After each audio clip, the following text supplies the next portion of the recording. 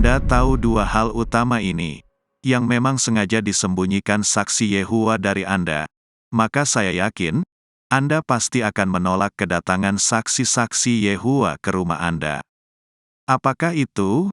Saksikan terus video ini agar Anda tidak gagal paham.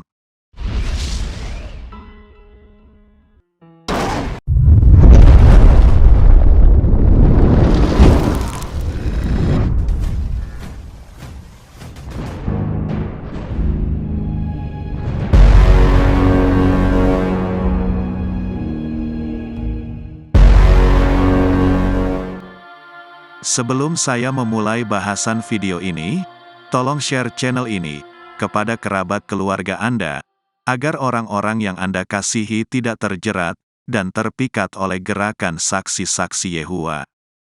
Hanya informasi yang tepat dan benar tentang ajaran saksi-saksi Yehuwa yang sebenarnya akan menghindari orang-orang yang kita kasihi terperangkap menjadi anggota saksi-saksi Yehuwa.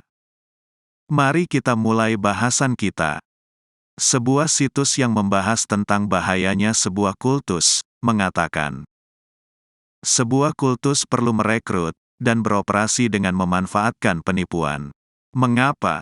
Karena jika seseorang, dari awalnya, sebelum ia bergabung, mengetahui praktek dan keyakinan kultus itu yang sebenarnya, maka tidak akan ada orang yang akan mau bergabung. Oleh karena itu, sebuah kultus perlu menyembunyikan kebenaran tentang mereka dari Anda, sampai mereka pikir Anda sudah siap menerima ajaran dan praktek-prakteknya. Misalnya, bayangkan jika pemimpin kultus gerbang surga berbicara secara terbuka dan jujur tentang kelompok tersebut, dan berkata kepada calon anggota barunya, bergabunglah dengan kami, kenakan pakaian aneh, dikebiri, lalu minumlah racun. Pemimpin kultus itu tentunya tidak akan memiliki banyak anggotanya. Sebuah kultus akan memiliki bagian humas yang dilatih dengan baik untuk menyembunyikan seperti apa grup itu sebenarnya. Anda akan mendengar bagaimana mereka membantu orang miskin, atau mendukung penelitian, perdamaian, atau lingkungan hidup.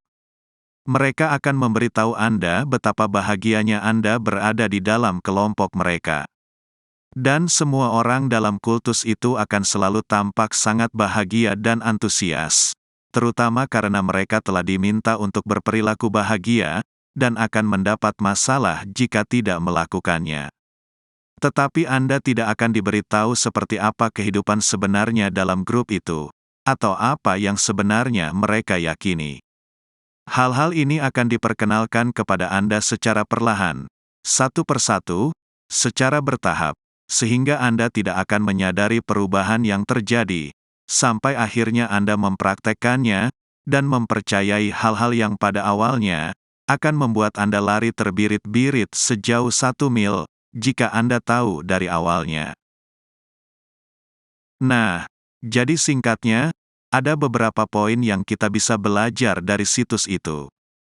Pertama, saat saksi-saksi Yehuwa mengunjungi rumah Anda, atau mereka berdiri di taman, maupun di jalan raya, sedang menjaga kereta beroda, yang berisi publikasi terbitan Menara Pengawal, saksi-saksi Yehuwa itu merupakan bagian humas, atau hubungan masyarakat dari organisasi lembaga Menara Pengawal.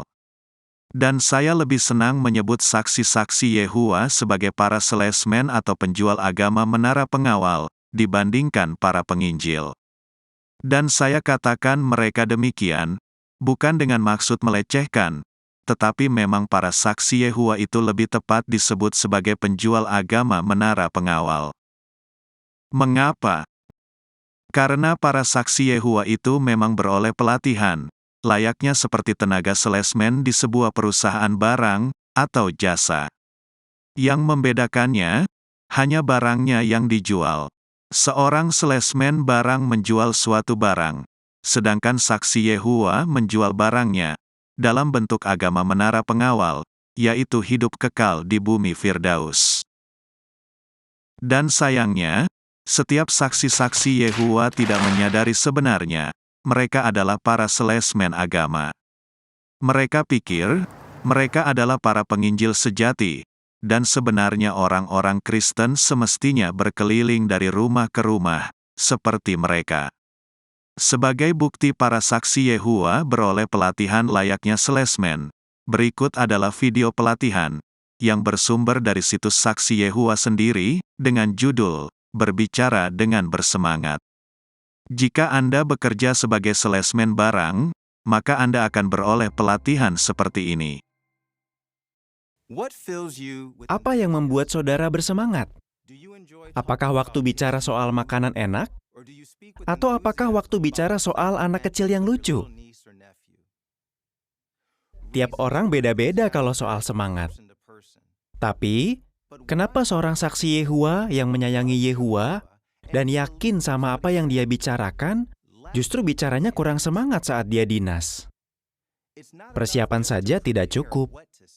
Pastikan itu menyentuh hati kita, pikirkan pendengar kita, dan sampaikan dengan cara yang hidup. Semangat penting waktu berkhotbah dan dinas. Mari kita lihat contoh berikut. Perhatikan saudari ini. Apakah dia sudah bersemangat atau tidak? Masa depan kita akan sangat indah. Di kitab suci, Allah janji akan kasih banyak berkat. Salah satunya di Yesaya 65 ayat 21 dan 22. Mereka akan membangun rumah dan tinggal di situ. Mereka akan membuat kebun anggur dan makan buahnya. Mereka tidak akan membangun dan orang lain yang tinggal. Bagaimana menurut saudara? Kalau kita sedang bicara tentang berkat di dunia baru, kita harusnya penuh semangat. Kalau kita semangat, orang lain ikut semangat. Mari kita lihat contohnya. Masa depan kita akan sangat indah. Di kitab suci, Allah janji akan kasih banyak berkat. Salah satunya di Yesaya 65 ayat 21 dan 22. Mereka akan membangun rumah dan tinggal di situ. Mereka akan membuat kebun anggur dan makan buahnya. Mereka tidak akan membangun dan orang lain yang tinggal. Ataupun menanam dan orang lain yang makan. Umur umatku akan seperti umur pohon, dan orang-orang pilihanku akan benar-benar menikmati hasil kerja mereka. Bagus kan? Saudari tadi berbicara dari hati dan menyampaikannya dengan hidup. Itu terlihat dari wajahnya dan suaranya. Tapi, kita juga tidak boleh berlebihan. Kalau kita terus-terusan bersemangat sewaktu bicara, pendengar kita juga bisa capek. Jadi sekarang Anda sudah paham, kan? Saat saya katakan bahwa saksi-saksi Yehua adalah salesman-salesman agama, dibandingkan para penginjil Kristen. Yang saksi-saksi Yehua pelajari adalah teknik-teknik dasar seni menjual. Yaitu agar seorang konsumen tertarik dan tergugah untuk membeli produk yang sedang ditawarkan. Nah, yang luar biasanya, teknik-teknik dasar menjual itu sudah diajarkan sejak saksi-saksi Yehua masih kecil, melalui media film kartun. Sekarang mari kita saksikan video pelatihan khusus anak kecil berikut ini. Oke Caleb, sudah saatnya kita mengabar. Apa kamu sudah siap? Kamu yakin? Sebelum mengabar, ada beberapa hal yang harus kamu tahu dulu. Kita harus ingat PPP. PPP? Iya, persiapan, penampilan, dan punya sopan santun. Nomor 1, persiapan. Itu langkah pertama supaya kita bisa mengabar dengan benar. Kalau mau kerja, kita harus siapkan alat-alat. Kita punya banyak sekali alat untuk mengabar. Sekarang kita perhatikan penampilan. Penampilan sangat penting karena kita mewakili Yehua. Kita membawa kabar baik, jadi penampilan kita juga harus baik. Yehua ingin penampilan kita rapi dan sopan. Maksudnya, yang kita pakai nggak boleh bau dan harus bersih. Pakaian harus pas, tapi jangan terlalu pas. Rambut harus rapi, dan jangan pakai baju yang norak.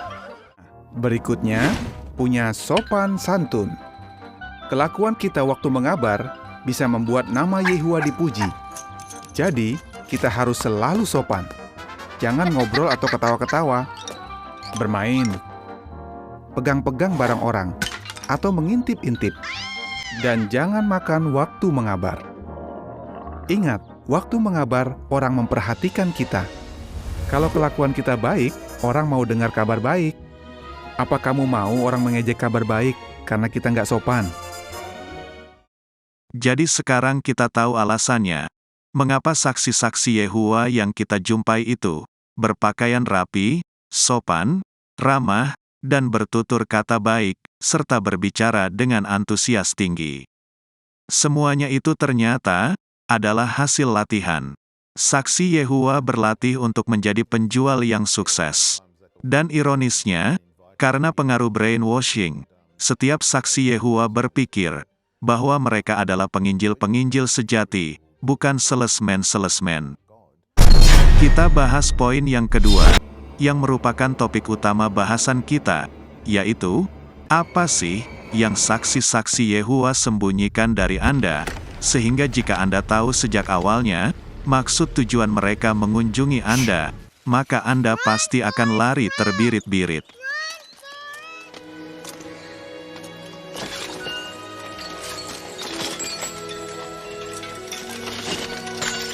Yang pertama, jika Anda bertanya kepada saksi Yehua, apa motivasi utama mereka berkeliling dari rumah ke rumah? Maka saksi Yehua itu tidak akan menjawabnya dengan jujur, melainkan akan menjawab bahwa mereka sedang memberitakan kabar baik atau sejenisnya. Mereka tidak akan pernah mengatakan bahwa mereka datang ingin merekrut Anda untuk menjadi anggota organisasi lembaga menara pengawal. Di video nomor 66, saya sudah membahas tentang motivasi saksi Yehua mengunjungi Anda yang sebenarnya. Dan mereka tidak mengatakan jujur kepada Anda, karena Anda pasti akan langsung menolaknya. Kedua, ini yang lebih serem lagi, dan horor, yaitu, alasan mengapa saksi Yehua menyembunyikan hal ini dari Anda, yaitu setelah Anda tertarik menjadi saksi Yehua, maka mereka menginginkan Anda ikut bersama-sama dengan mereka, berkeliling dari rumah ke rumah, atau berdiri di jalan-jalan sambil mencoba merekrut orang-orang yang berlalu lalang. Anda akan dilatih menjadi persis seperti apa yang saksi-saksi Yehua lakukan. Dan ini horornya, yaitu Anda tidak akan beroleh gaji sepeser pun. Malahan Anda akan mengeluarkan ongkos transportasi dari kantong sendiri, tenaga, dan waktu kita yang berharga.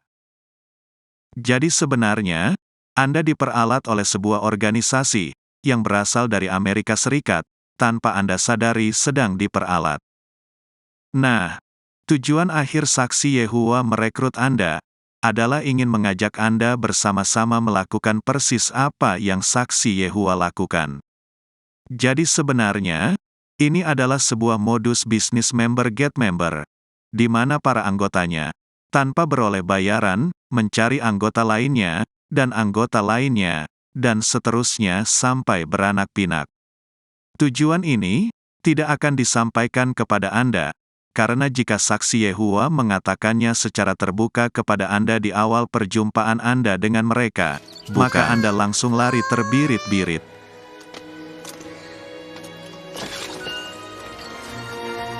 Mungkin Anda bertanya, bagaimana ada orang mau diperalat dengan begitu mudah oleh 9 orang Amerika ini, yang mereka tidak kenal sama sekali, dan uniknya, mereka diperalat tanpa mereka sadari sedang diperalat.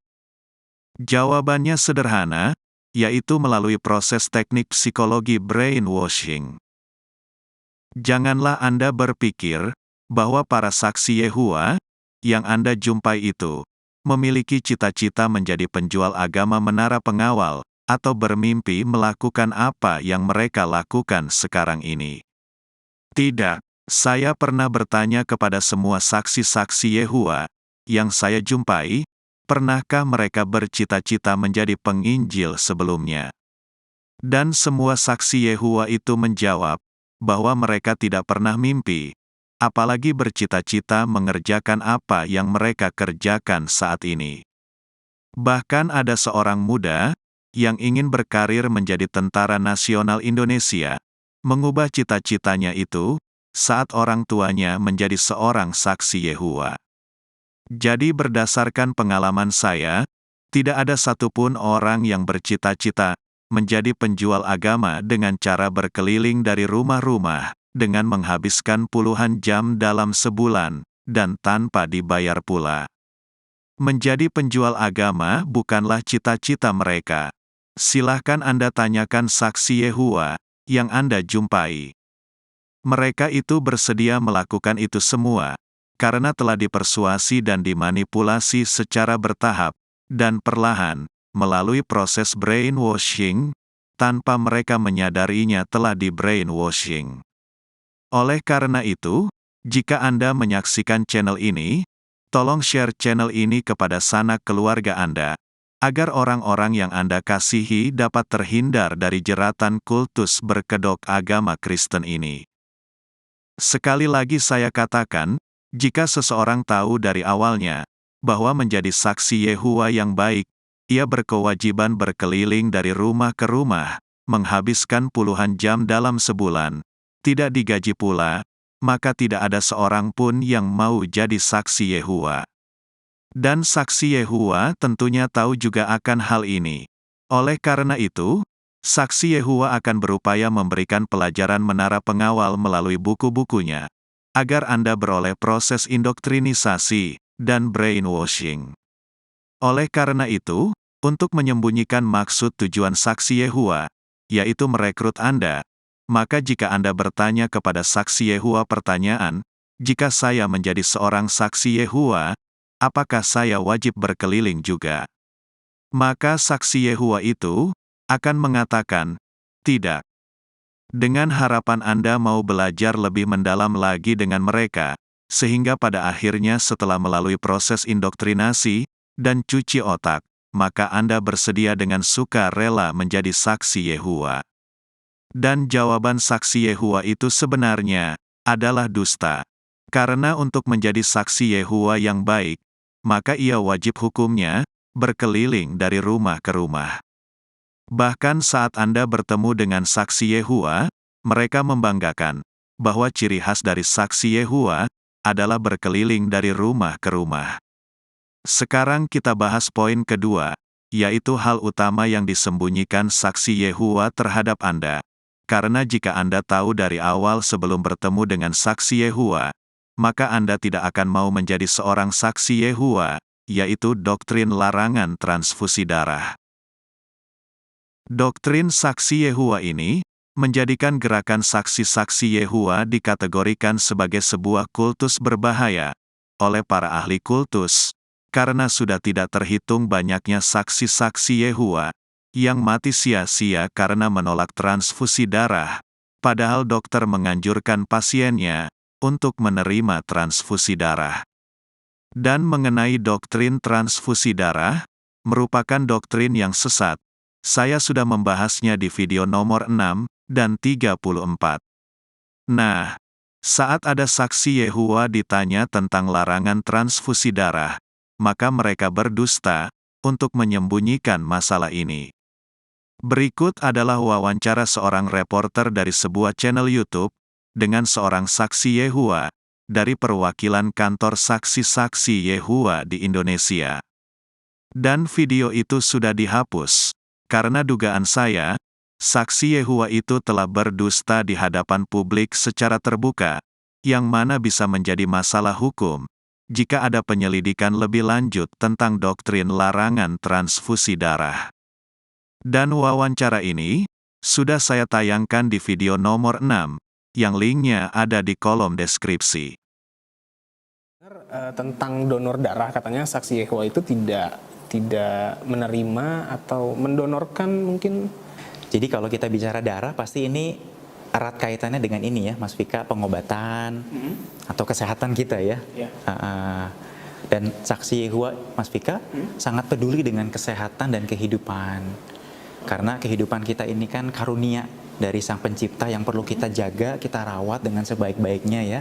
Jadi kalau sakit, Ya, saksi Yehova juga sama, berupaya mendapatkan pengobatan yang terbaik agar bisa sehat lagi. Nah, tapi memang Mas Vika, mengenai darah, saksi Yehova tidak gunakan karena selain ada resiko medis yang terutama karena ada petunjuk dari Alkitab untuk menjauhi darah. Makanya kami tidak gunakan dalam perawatan kesehatan atau pengobatan. Tapi saksi Yehova sendiri berupaya cari pengobatan yang terbaik. Karena selain darah, Mas Vika, ada banyak cairan-cairan lain yang menggantikan darah yang bisa manfaatnya juga sama ya, fungsinya sama. Saksi Yehova punya satu tim atau kelompok yang namanya panitia penghubung rumah sakit. Panitia penghubung rumah sakit. Iya, panitia penghubung rumah sakit akan mencari dokter-dokter yang mau menangani pasien saksi Yehova tanpa menggunakan darah. Nah, saya pernah bertanya kepada beberapa dokter, yaitu, apakah ada di dunia ini cairan lain pengganti darah yang fungsinya dan manfaatnya sama dengan darah? Dan dijawab oleh dokter, tidak ada. Dan saya persilahkan Anda yang menonton video ini bertanya kepada dokter mengenai cairan tersebut. Dan jika Anda tanya kepada saksi Yehova mengenai doktrin transfusi darah, maka mereka akan menjawabnya seperti saksi Yehova itu, karena memang itu adalah jawabannya dari saksi Yehova. Atau jawaban yang bersifat diplomatis, untuk menyembunyikan bahayanya ajaran ini. Dan jika Anda percaya perkataan saksi Yehova itu, maka Anda akan menjadi korban, menjadi tumbal ajaran saksi-saksi Yehova. Mungkin Anda tidak percaya bahwa sudah tidak terhitung saksi Yehova yang mati sia-sia karena doktrin ini. Oleh karena itu, silakan Anda googling mengenai hal ini. Nah, menurut Anda, jika kerabat dekat Anda sudah mengetahui tentang bahayanya ajaran saksi-saksi Yehova tentang darah, sebelum mereka dikunjungi saksi-saksi Yehova, apakah kerabat dekat Anda mau menjadi saksi Yehova? Tentunya tidak, tetapi sebaliknya, jika keluarga Anda tidak tahu ajaran saksi Yehova yang sebenarnya, dan mereka dikunjungi saksi Yehova, dan diberikan jawaban yang salah, maka keluarga Anda memiliki kemungkinan disesatkan. Oleh karena itu, tolong share channel ini kepada keluarga Anda, agar orang-orang yang Anda kasihi tidak terjerat oleh ajaran saksi-saksi Yehova.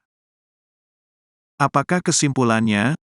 Meskipun mungkin jawaban-jawaban yang diberikan oleh saksi Yehova saat ditanya dua pertanyaan di awal video, tidaklah persis sama dengan apa yang saya sampaikan, tetapi setiap saksi Yehova memang dilatih untuk berbicara secara diplomatis, terkesan berbelit-belit, atau bahkan mengalihkan pembicaraan ketika kita tanyakan pertanyaan yang dinilai oleh saksi Yehova sensitif, atau kita belum siap untuk mengetahuinya. Saksi-saksi Yehova tahu bahwa tidak seorang pun mau bergabung dengan mereka jika mereka menginformasikan praktek-prakteknya dan ajarannya terlalu dini. Oleh karena itu, saksi Yehova berupaya kita belajar dulu agar terpengaruh oleh praktek dan ajarannya.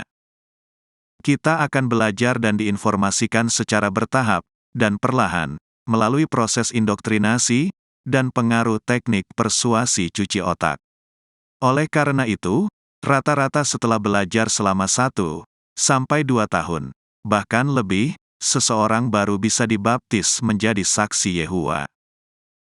Tuhan Yesus memberkati.